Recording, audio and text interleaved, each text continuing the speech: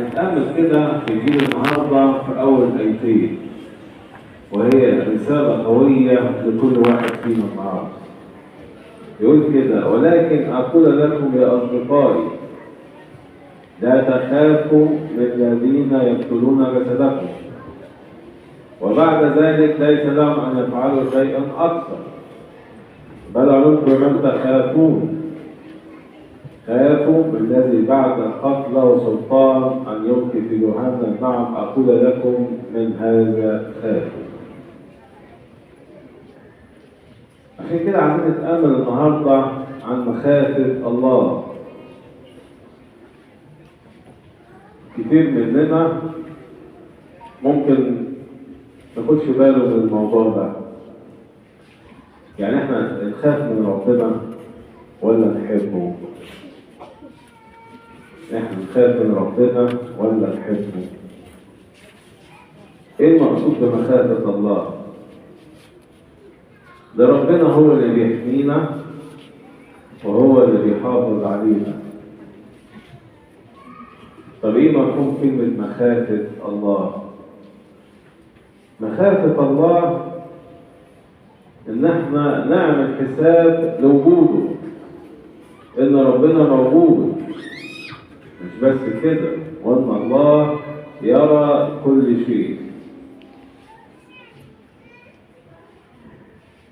مخافة الله يعني نعمل حساب عدله. من يستطيع أن يقف أمام عدل الله؟ مفيش ولا واحد فينا يقدر يقف قدام عدل الله. لولا رحمة ربنا اللي تخلينا نستطيع أن نقف أمام عدل الله. مخافة ربنا خلي الإنسان يعمل حساب للدينونة. مين فينا بيفكر في الدينونة في اليوم الأخير؟ كيف تقف أمام الله تعطي حساب؟ هي دي مخافة ربنا. كلنا مشغولين في العالم، ولكن كم واحد فينا يسلك على حسب مشيئة الله؟ كم واحد فينا بينفذ وصايا الله؟ كلنا بنشتغل في شركات كتير، بس كم واحد فينا بيقوم بعمله بكل أمانة؟ هي دي مخافة ربنا. عشان كده الموظف بيبقى فوق منه تدرج وظيفي، رئيس عمال ومشرف ومهندس ورئيس وردية ورئيس قسم ومدير إدارة ومدير مباشر. إيه كل دول؟ كل ده عشان يلاقوا الشغل يطلع صح.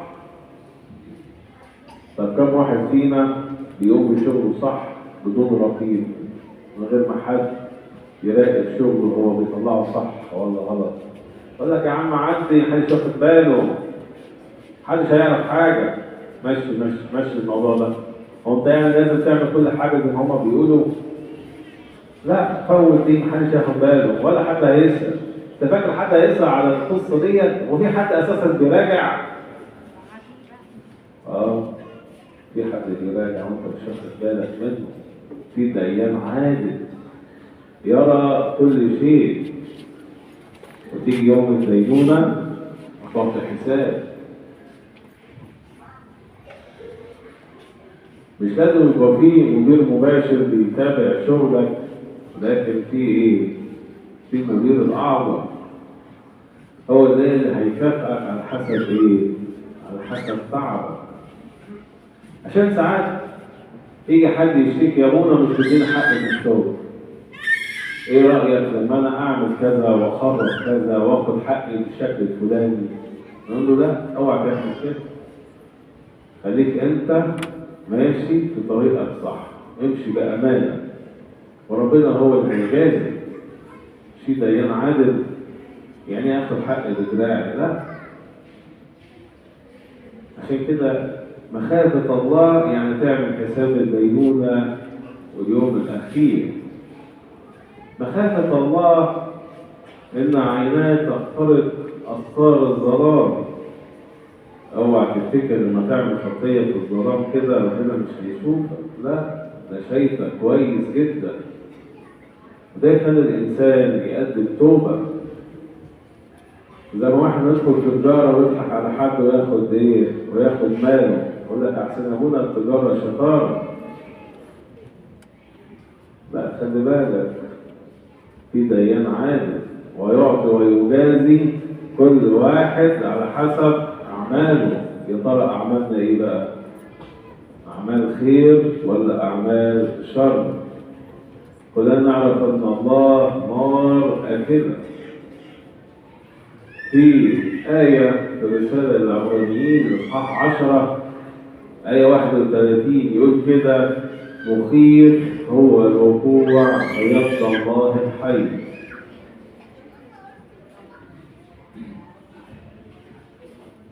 رسالة قوية لكل إنسان فينا يسلك على حسب مشيئة الله وينفذ وصاياه.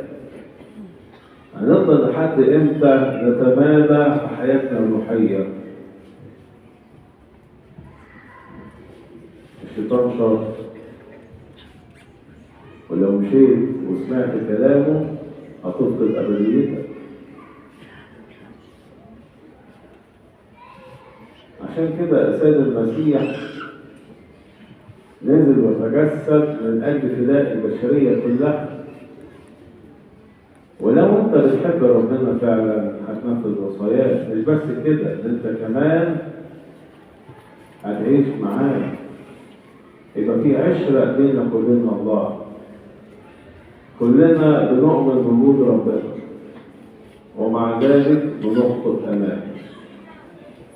كلنا ربنا ما فيش حد بينكر وجود الله ومع ذلك بنفعل الخطية.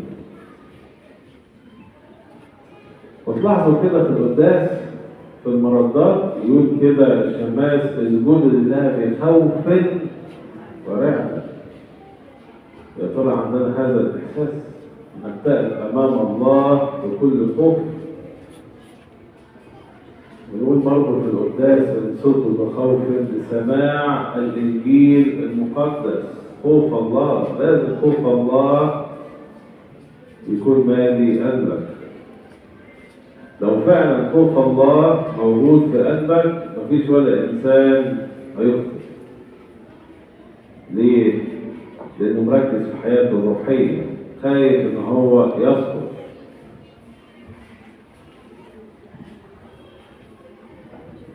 وتلاحظوا ده مثلا في الأفراح بعد السر المقدس لما يحل الروح القدس على الزوج والزوجة ويحولهم لجسد واحد وأفراح، نفرح أفراح روحية. نعمل إيه بعد كده؟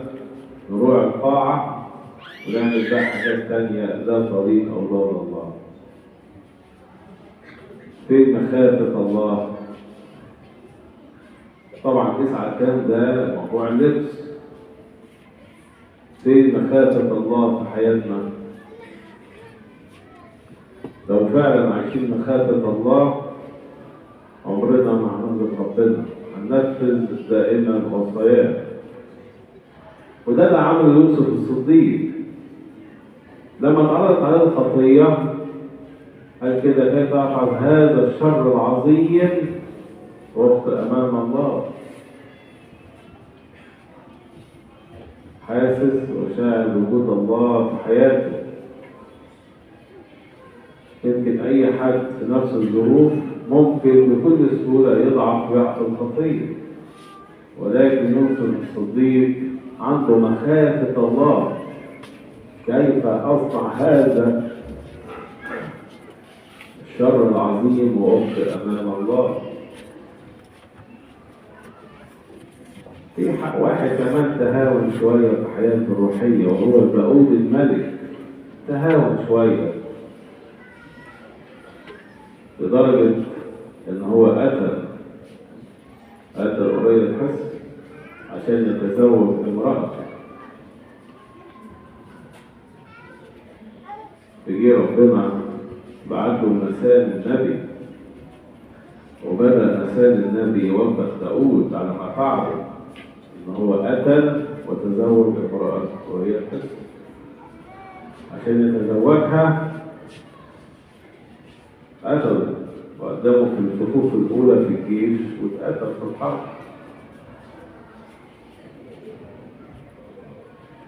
شوفوا كده الحوار اللي حصل بين داود ونسان. يقول له كده داود لقد أخطأت إلى الرب، فقال له نسان لداود الرب أيضا قد نقل عنك خطيئتك لا تموت.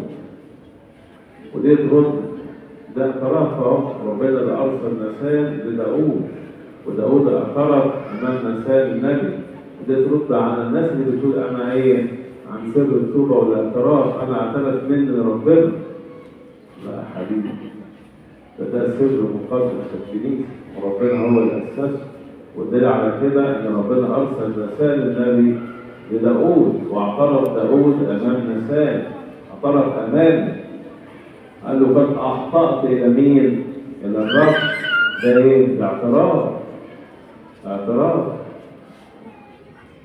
عشان كده سر التوبه والاعتراف مهم جدا، وده يؤكد مخافه الله في قلبك. كمان حنانيا وسفيرة كذبوا على الرسل نتيجة حبهم للمال. كان عقاب الله سريع جدا. شوفوا كده بطرس قال لهم ايه؟ قال له يا حنانيا لماذا ملأ الشيطان قلبك بالكذب لتكذب على الروح القدس؟ شكر الشيطان ليه؟ عقاب الله سريع ان الاثنين وعمال. ليه؟ لأن حب المال أكثر من ربنا. عشان كده في نفس الإصحاح يقول كده فصار خوف عظيم على جميع الكنيسة وعلى جميع الذين سمعوا بذلك. خوف الله. أنت بتكتب إيه يا أخويا؟ دي كلمة عادية. بحلف وكل الناس بتحلف، كل الناس بتكتب. فين خوف ربنا في حياتك؟ ماذا نستفيد من مخافة الله؟ أول حاجة تبعد عن المال. يمكن المال سبب متاعب لناس كتير. اللي عنده سبب له تعب، واللي ما عندوش برضه سبب له تعب. فتجد مخافة الله تعطي الإنسان شعور بالإيه؟ إن كل ما هو يمتلكه في إيده إلا بنت ربنا. وإحنا مجرد وكلاء على هذا المال. وبالتالي ينظر إلى بريق المال ولا شيء. ثاني نقطة تعلم الإنسان مخافة الله التواضع. الإنسان يتواضع ويتعامل بمحبة مع كل الناس. ثالث نقطة مخافة الله تجعل الإنسان دائما عايش حياة التوبة. مش توبة بس كده، ده توبة بالدموع ويرجع إلى ربنا. دايما في فكره الدينونة وخايف إن هو يسقط في الخطية. شوفوا كده داود النبي يقول بعد ما أخطأ بللت فراشي بدموعي، فيها توبة وفيها ندم وفيها انسحاق أمام الله. الأنبا أرسانيوس كان دائما لما كان بيصلي كان يدخل الكنيسة وبجوار عمود ويبكي، يفضل طول الوقت يبكي. في ساعة انتقاله قال لهم كده منذ دخلت الرهبنة وخوف هذه الساعة لم يفارق عني. حاطط الدينونة دائما قدام عينه، عنده مخافة. مخافة الله أيضا تعطي الإنسان إن هو يعيش حياة التدقيق، يكون مدقق جدا في كل شيء. ما يقولش دي خطايا كتير مننا بنقع فيها، لا، كل كلمة بيقولها يفكر فيها ويحاسب نفسه. عشان كده بتلاقي دايما سلوكه مستقيم، لأنه شاعر بوجود الله وأن ربنا يرى كل شيء، وربنا هيحاسب كل إنسان. لما يدخل كده الكنيسة يقولوا كده: أما أنا فبقصد رحمتك أدخل بيتك وأسجد قدام هيكل قدسك بخوف